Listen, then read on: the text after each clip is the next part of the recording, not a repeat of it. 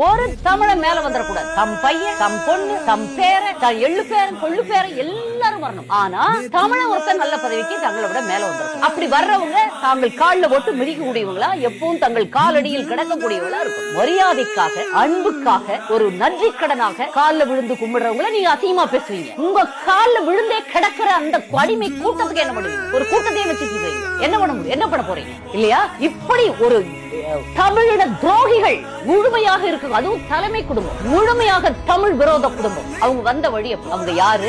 சில நூற்றாண்டுகளுக்கு முன்பு வந்திருந்தாலும் அவங்க வந்த இடம் வேற மாநிலத்திலிருந்து வந்தவங்க. ஏன்னா அப்ப மாநிலத்து பேரை சொன்னா அவங்களே எல்லாம் சொல்ற மாதிரி ஆகும். அவங்களுக்கு நமக்கு எந்த விதமான ஒரு பிரச்சனைகளும் இல்லை. ஆனா இவர்களுக்கு எப்பவுமே தமிழ் வியாபாரிகள், தமிழை வச்சு பிழைக்கிறவங்க. படம் எடுப்பாங்க, டிவி வச்சிருப்பாங்க, சீரியல் போடுவாங்க, தமிழ்ல புக் எழுதுவாங்க, கதை வசனம் எழுதுவாங்க, எல்லாம் தமிழை வச்சு வியாபாரம் பண்ணுவீங்க. ஆனா இந்த தமிழ்நாட்டுக்கும் என் தமிழ் மக்களுக்கும் நீங்க ஒண்ணுமே பண்ணதில்லை.